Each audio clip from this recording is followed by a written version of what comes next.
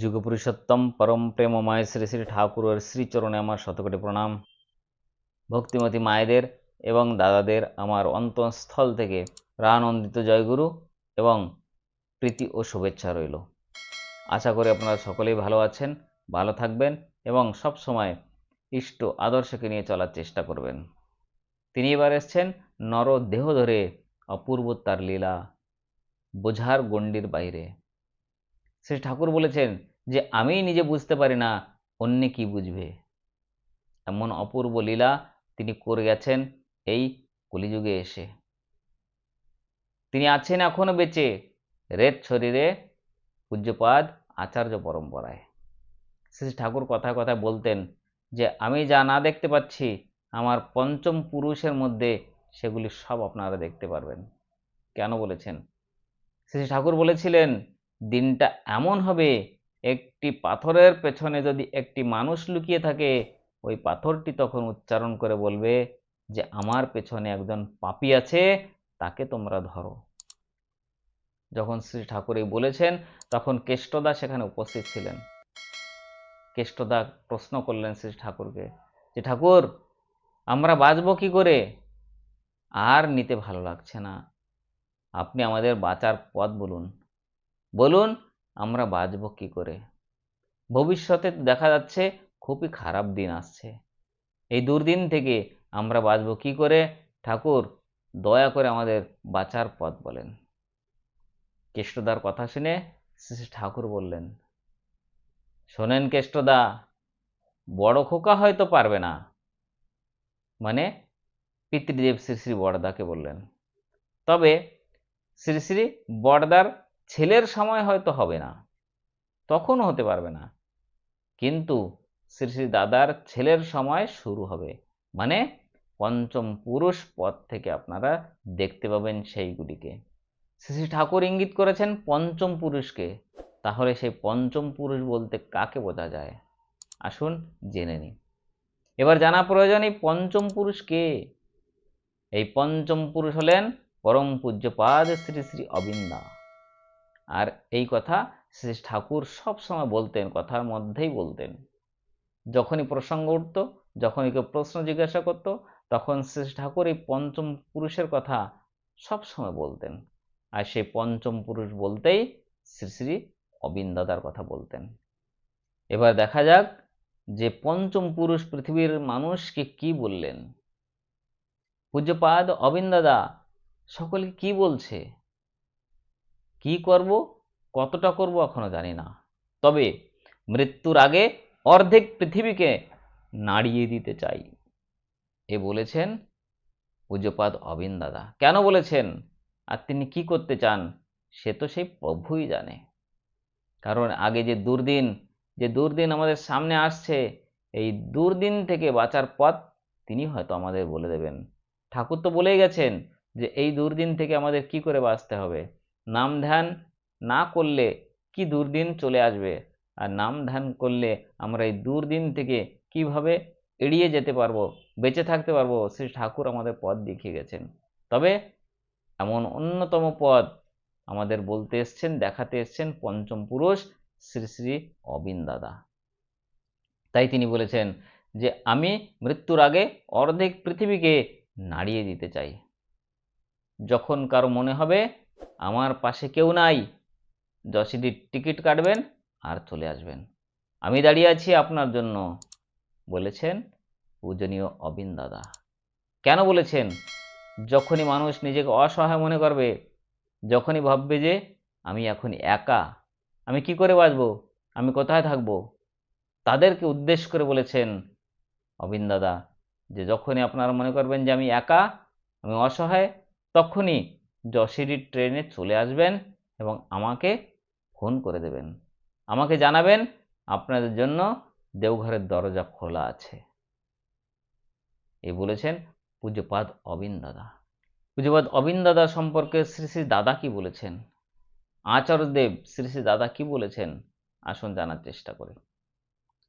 শোন অবিন, তোকে একটা কথা বলে রাখি, আমার তো এখন বয়স হচ্ছে, আমি হয়তো দেখতে পাবো না, তোর বাবা মানে বাবাই সেও হয়তো দেখার সুযোগ নাও পেতে পারে। কিন্তু তোর যখন আমার মতো বয়স হবে, দেখবি সারা ভারতবর্ষের প্রত্যেকটা মানুষ ঠাকুর ঠাকুর বলছে। প্রত্যেকটা মানুষের মুখে শুনতে পাবি যে সে সৎসঙ্গী, সে শুধু ঠাকুরকেই ডাকছে, ঠাকুর ঠাকুর, শুধু ঠাকুর ঠাকুর ঠাকুর করে সবাই পাগল পারা হয়ে যাবে, মাতোয়ারা হয়ে যাবে। আর সেদিন অবিন তুই দেখতে পারবি।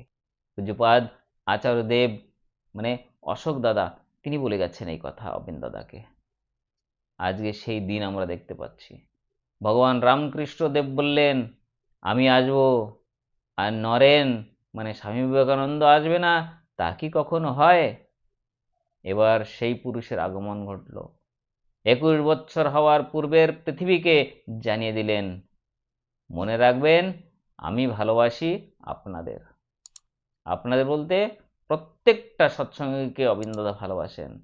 ঠাকুর বলেছেন যে আমি চাই শুধু মানুষ, আমি চাই শুদ্ধ আত্মা, আমাকে মানুষ দিতে পারিস? আমি চাই শুধু মানুষ আর মানুষ। আজ দেখেন শ্রী শ্রী ঠাকুর অনুকূল চন্দ্রের দীক্ষা নিয়ে লক্ষ লক্ষ নয় কোটি কোটি লোক তার সৎসঙ্গে দীক্ষা নিয়ে, তারা সৎমন্ত্রে দীক্ষা নিয়ে নিজের জীবনকে ধন্য করছে। তারা ভালো আছে, সুখে আছে, শান্তিতে আছে। দেওঘরে যারা গিয়েছেন, দেওঘরে গেলে দেখা যায় সেখানে সৎসঙ্গীদের মেলা লেগেছে। লক্ষ লক্ষ মানুষ সেখানে এক জায়গায় জড়ো হয়ে শ্রী ঠাকুরের নাম ধ্যান করছেন। পূজ্যপাদ আচার্যদেবের দর্শন ও প্রণাম করে নিজেকে ধন্য মনে করছেন। আনন্দবাজারের বিশাল ভবন, সেখানে সময় হলেই দেখবেন কি ভর্তি গর্দি, কত বড় লাইন লেগে যাচ্ছে আনন্দবাজারে খাওয়ার জায়গায়। শত শত লোক নয়, লক্ষ লক্ষ মানুষের সেখানে সমাগম। আনন্দবাজারে প্রসাদ নিয়ে তারা ধন্য হয়ে যাচ্ছে। কত রোগ শোক ব্যাধি আপদ বিপদ এই আনন্দবাজারের প্রসাদ খেয়ে দূরে চলে যাচ্ছে। তাই শ্রী শ্রী ঠাকুর এই দিনে কথা বলে গেছেন। পূজ্যপাদ আচার্যদেব তিনিও বলে গেছেন, ইঙ্গিত দিয়ে গেছেন যে ভবিষ্যতে একদিন এমন আসবে যে প্রত্যেকটা মানুষ সৎসঙ্গে দীক্ষা গ্রহণ করবে, শ্রী শ্রী ঠাকুরের সৎমন্ত্রে দীক্ষা নিয়ে নিজেকে সৎ পথে চালাতে করবে, নিজেকে সৎ পথে নিয়ে যাওয়ার চেষ্টা করবে।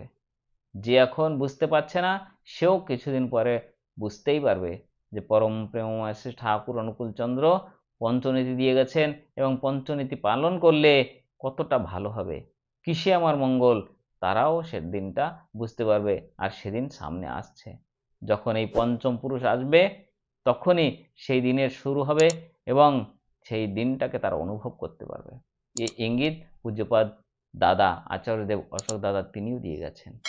পূজ্যপাদ অবিন দাদা দেখেন তার পেছনে পেছনে কত না ইয়াং জেনারেশন আজ নামে মাতোয়ারা হয়ে আছে, কীর্তনে মেতে আছে।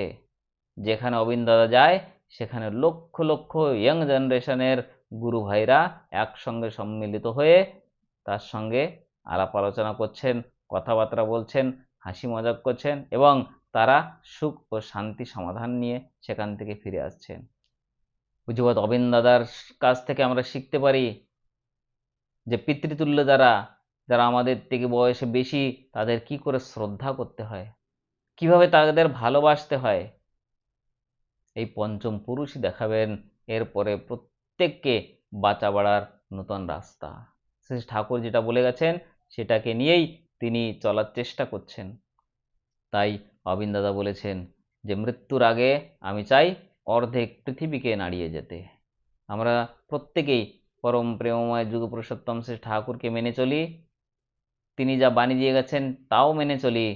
তবে শ্রী ঠাকুর যেটা বলে গেছেন যে আমার পঞ্চম পুরুষ, আর সে এইসব জিনিসগুলো দেখতে পারবে এবং বুঝতে পারবে, আমাদের উচিত তাকে মেনে চলা, তাকে অনুসরণ করে চলা।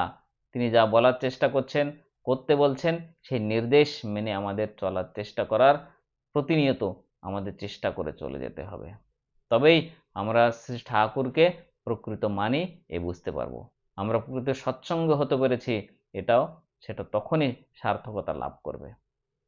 আপনারা সকলেই চেষ্টা করবেন যে ঠাকুর যেটা বলে গেছেন সেই কথাগুলি আমরা যেন নিত্য প্রত্যক্ষ আমরা আমাদের জীবনে ফুটিয়ে তুলতে পারি।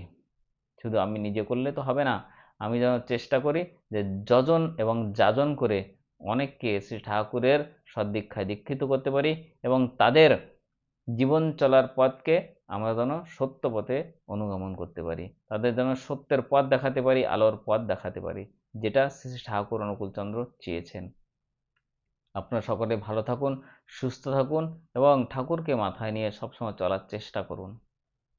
আপনাদের সকলের মঙ্গল প্রার্থনা শ্রী ঠাকুরের চরণে করে আজকের ইষ্ট প্রসঙ্গ এখানেই শেষ করছি।